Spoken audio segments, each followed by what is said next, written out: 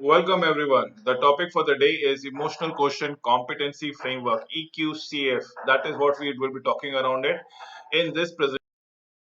Remember, emotions are basically the tools that which can improve or destroy our life and the life of people around us. I have given you a lot of smileys out here, variations of the emoticons that has been present in the social media for you to understand as in what kind of emotion a person is undergoing it. People are happy, people are smirking, people are frowning, people are grinning, people are crying, people are upset, people are surprised, and people might be teasing others out here. So emotion basically, remember, are tools to use to understand whether we can improvise upon our life or destroy our life. And remember, you are not going to impact yourself only. It is the ambient of people who is in and around you will also get impacted. So basically, to improve or destroy life, if that is what emotions are talking about it in the lives of those. So emotional competence is basically a learned capacity. This is the word that I want to stress upon it. Based on emotional intelligence that result in outstanding performance at work.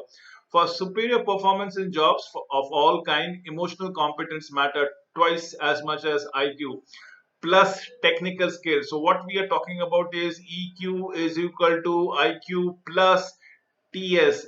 So this is what is equal to what I'm going around is. This is twice the time of IQ and plus technical skills that comes around it. So what we are talking about it, emotional quotient is twice the amount of EQ and technical skills. This is what needs to be understood. That is what emotional quotient is about it. So we need to improvise upon the learned capacity every now and then.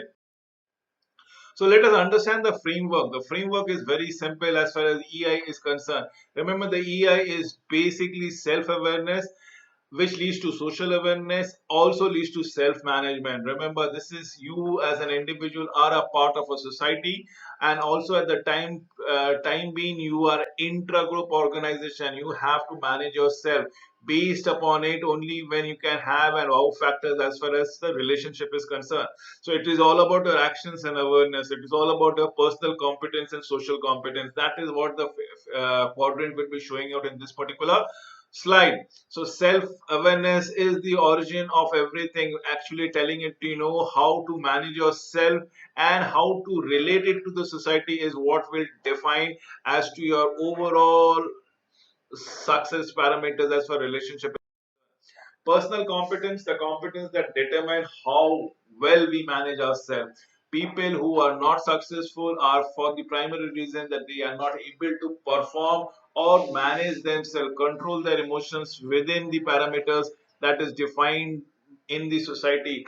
If you exhibit extreme behaviors, people, society will discard you, people will overlook you, people will not give you the due importance about them.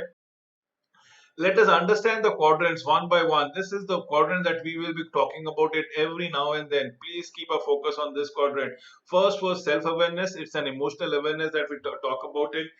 Recognizing one's own emotion, their effects accurately. Self-assessment, knowing your strength, your weaknesses, and building upon them. So what is it? First is your emotions. We need to understand them and how they play a role in the society at large.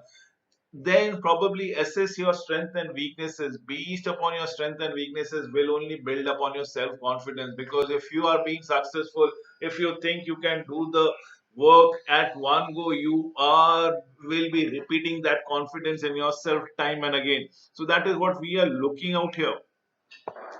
This is what self awareness is all about it. Next is called the self management. Now, this is the self management. Immediately after self awareness is one internal impulses and resources that we talk about it. Remember, emotional self control is keeping disruptive emotions away, impulses in check, always in check. Disruptive when you are very angry. Probably you should not give a reaction, isolate yourself altogether.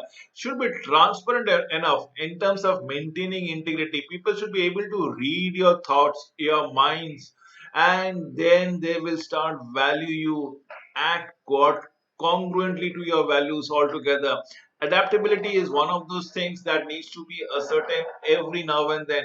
People change, environment change, situation evolve, and you need to adapt to the change scenario, change people, change scenario. If you're not flexible enough with it, probably you will perish. The only way to go around it is to adapt to the changed environment. Then comes the achievement orientation. That is what we are looking into it as far as striving or improving or meeting standards pertinently of that of an excellence. So initiativeness, yes, ready to act on opportunities, never leave an opportunity, let go altogether. Optimism, persistence in pursuing goals despite obstacles and setbacks. This is what is of prime importance. So self-management is all about emotional self-control, transparency, adaptability, achievement orientation, initiativeness, and optimism. Then comes the social competence. These competence determine how we handle relationship.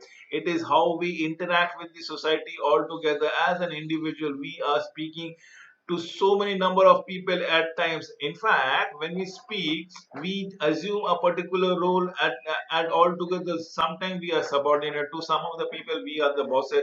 To some of the people, we represent the management because they are talking.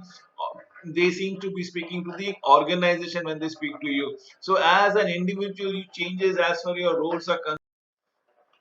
This is where we go to the third quadrant of social awareness.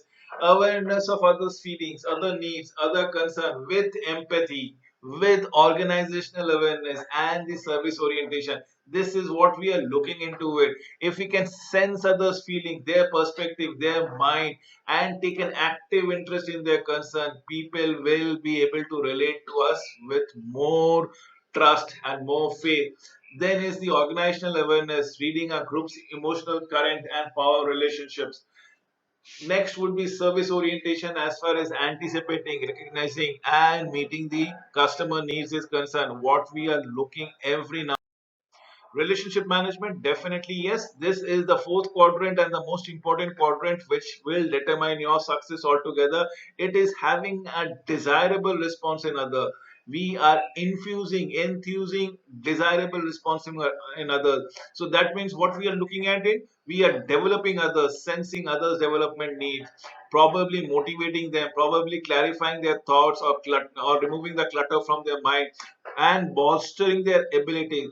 Inspirational leadership is where we can guide them as a group, as an individual, as a team.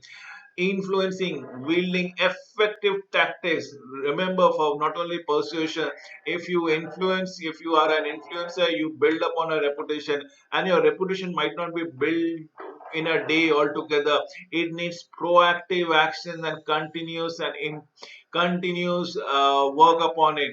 Change catalyst is initiations to go or manage change. Conflict management, another of one of the skills that needs to be done, improved as far as negotiations and resolving disagreement is concerned. Last but not least is the teamwork and collaboration that comes around it. Working with others towards the shared groups, creating a group synergy, pursuing collective goals is what we are looking at it all. So, why are organizational interested in developing emotional intelligence? The question is very pertinent. Remember, emotional intelligence is declining across economic growth. God knows for what reason. So that is why we need to understand the most telling signs of the rising rates among the society, among the young people. Absolutely, the generation that is falling behind is in emotional intelligence is entering the workforce together. People are become very self-centered. People are become very materialistic. That is what we are talking around it. So that is the self-obsession that needs to be removed altogether. So that is the reason why I'm talking to you. Next, would be the biological basis of emotional competence. This is something which we think is a hardwired to the brain structure. Now, this can be a prefrontal cortex as well as the amygdala and hippocampus. It's the prefrontal cortex. If I have to draw a brain out here, if you look into it, this is almost the size of the brain. This is where the amygdala comes around it. So this is the point where it's the thought process that is there. This area, absolutely this area, right? Absolutely, this area is what the amygdala would be coming around it. Emotion does not, in fact, have a dedicated brain sector. In fact, emotion is somewhere located out in this part of the world. This the nerves, the cortex that comes around it, and amygdala is the one where it tells you about our intelligence and things like that. So brain center, EC or emotional competence depends on individual's ability to change, grow, and capacity of individual brain structure. This is what we are trying around here. This is where the emotional quotient comes around as far as the brain resides altogether. So this is the biological basis of emotional competence. With this, I come to an end of this presentation. Thank you for watching this video.